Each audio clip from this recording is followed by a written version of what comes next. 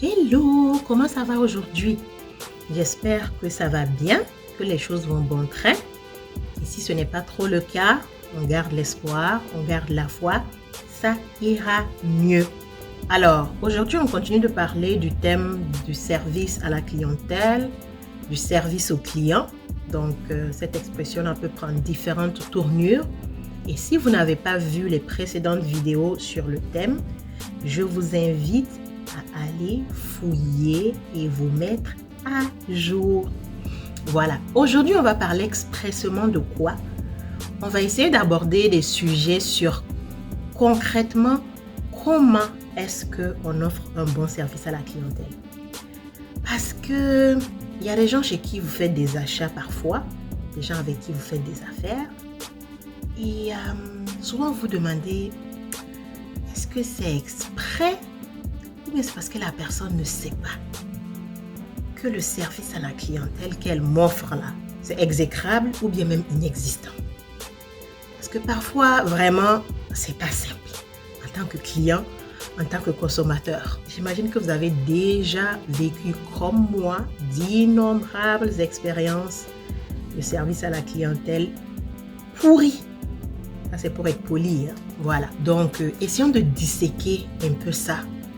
Il peut y avoir vraiment différentes stratégies. Aujourd'hui, on va essayer d'en aborder juste quelques-unes, que ce soit le fait, par exemple, de comprendre vraiment les besoins de votre client, que ce soit de traiter en fait le client avec respect, que ce soit d'agir sur des promesses que vous avez faites au client, que ce soit de dépasser un peu la demande même du client, d'aller faire, comme on dit en anglais, go extra mile, aller un pas de plus, une longueur d'avance par rapport à ce que le client même vous a dit. Il y a plein de façons.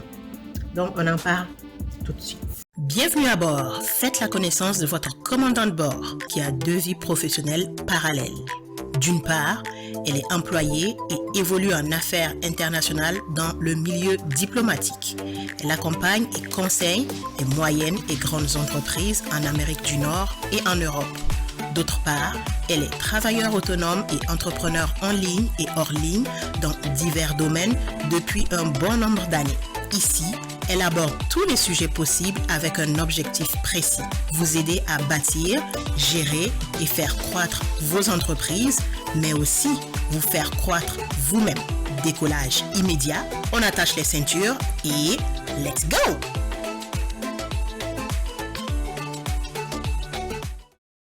Alors, comment offrir un bon service à la clientèle? Le 5e point ici que je vais aborder aujourd'hui, c'est la réactivité.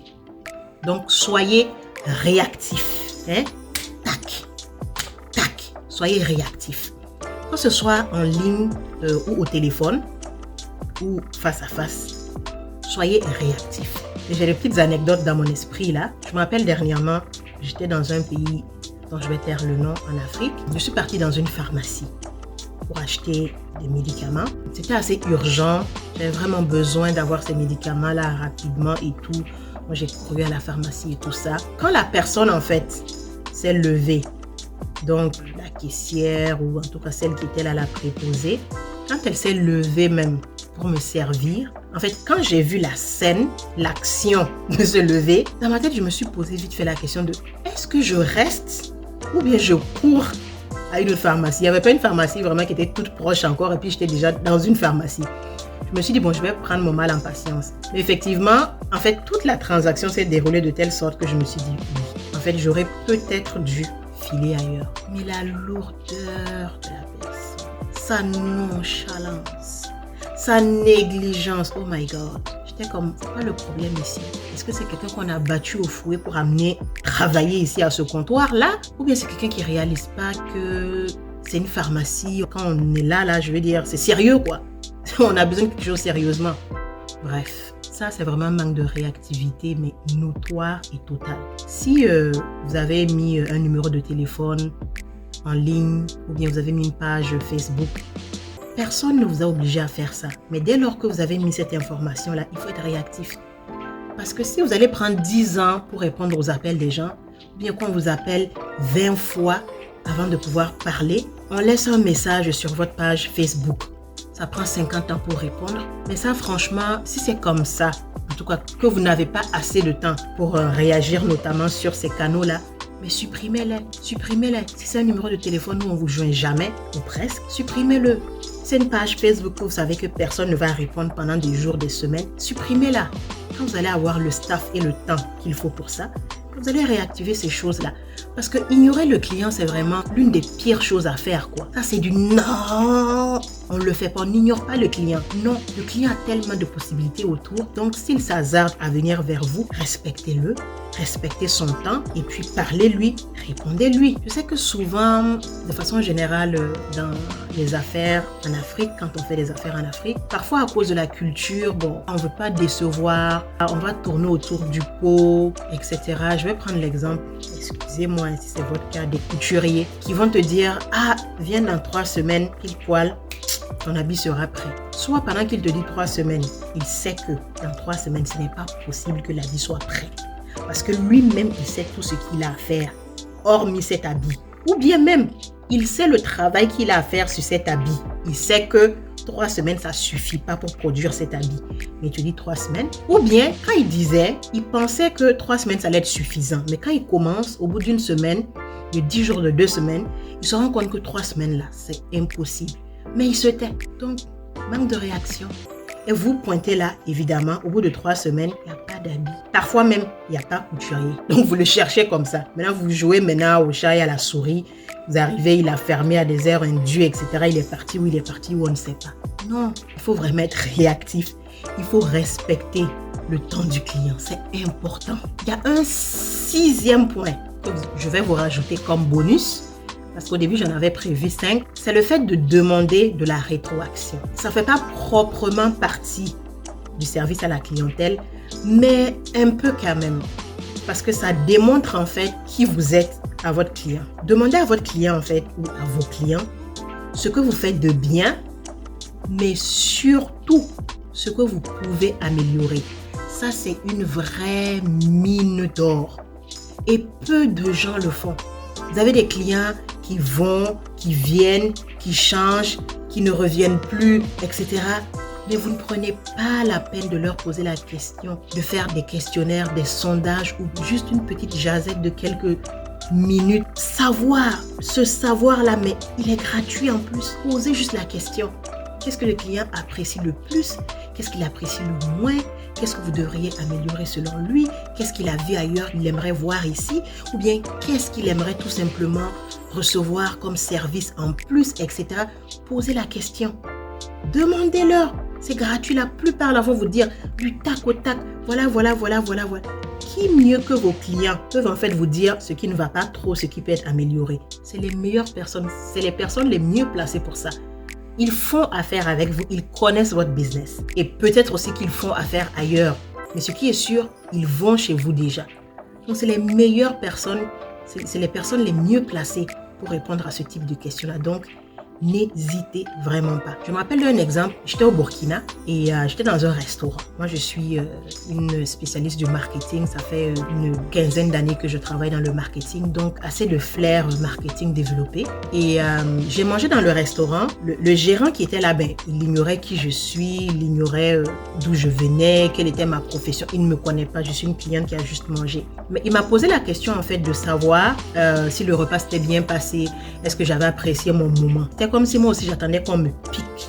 Dès qu'il m'a posé la question, j'ai pris, je sais pas, peut-être un bon 15-20 minutes à parler au gérant, des choses que j'ai beaucoup appréciées. De façon générale, en tout cas, il était impeccable le service que j'ai reçu. Mais évidemment, il y avait des choses qu'on pouvait améliorer. Donc, je lui ai donné des astuces, des trucs. Et finalement, à la fin, il voulait même me récompenser ou me remercier, on va dire, avec un repas, quelque chose comme ça. J'ai dit non. Moi, ça me faisait vraiment plaisir, en fait, de juste contribuer. Mais il était tellement content, tellement émerveillé de tout ce qu'il entendait. Il dit, mais ça là, je lui ai donné, je sais pas, des millions. Parce que les idées que j'ai données, qu'il va mettre en place, il se disait, mais attends, vous n'avez aucune idée de la valeur. J'ai dit, oui, j'ai une idée de la valeur.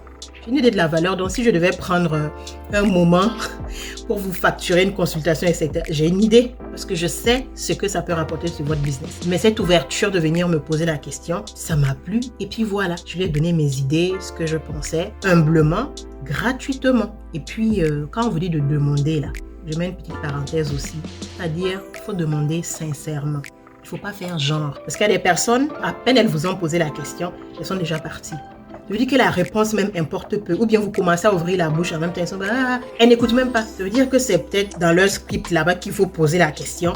Mais c'est vraiment faire genre. Ça, il faut éviter. Et pour terminer, je vais vous donner un exemple d'un service à la clientèle que j'ai lu quelque part, que j'ai vraiment apprécié avec la compagnie aérienne JetBlue. Donc, il y a un monsieur qui se nomme Paul Brown. Il pilotait en fait des avions de la compagnie JetBlue. Donc, c'était un pilote. Et il a tweeté, donc sur Twitter, il a tweeté. C'était quelqu'un en fait qui était habitué au café Starbucks.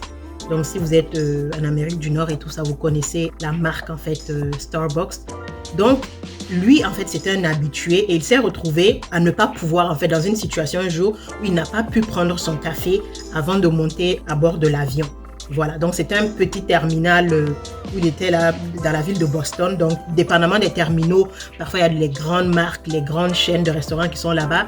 Mais si c'est de petits terminaux, parfois un peu insignifiants là-bas, il n'a pas trouvé grand-chose. En tout cas, son Starbucks n'était pas là-bas. Il a mis ça sur Twitter. Et dès qu'il a tweeté, en fait, quelques instants après qu'il ait tweeté, il y a la compagnie JetBlue, en fait, les représentants de leur service là, de l'aéroport, qui sont partis en fait acheter un café de la compagnie Starbucks et qui ont livré ce café-là au pilote dans l'avion. Donc, avant qu'il ne puisse partir, puisque vous savez qu'au moment où le pilote vient, il passe, il monte dans l'avion, il démarre l'avion, etc.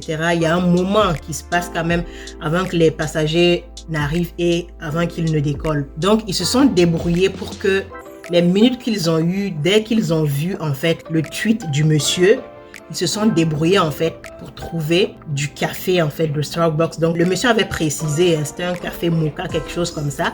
Ils se sont débrouillés pour fournir ça au monsieur. Et le monsieur était tellement dépassé. Et évidemment, son tweet là était parti pouf, parce que parfois c'est ça avec l'internet et dans tous les sens, c'était devenu viral.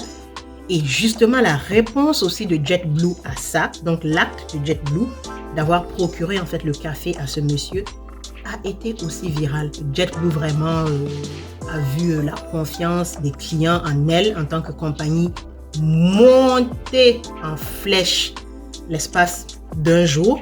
Ils étaient vraiment contents. Donc, vous voyez comment de petits gestes comme ça peuvent vraiment changer le tout. Les Américains sont souvent comme ça, là, pour des histoires comme ça. Ils peuvent venir soutenir la marque, vraiment changer d'habitude, juste parce qu'ils ont apprécié le geste. Et évidemment, ça n'a pas manqué. Beaucoup ont dit, ah mon Dieu, désormais, dès que je vais prendre l'avion, je vais d'abord voir si la ligne n'est pas offerte par JetBlue, etc. Vous êtes un exemple vraiment de sérieux, de service à la clientèle, comment vous traitez vos pilotes, etc. Parce que oui, le pilote, là, peut-être que dans l'histoire, vous le voyez comme un employé de JetBlue, mais vos premiers clients, ce sont vos employés. À la prochaine. J'espère que vous avez aimé la vidéo d'aujourd'hui. N'oubliez pas de faire 4 petites choses toutes simples.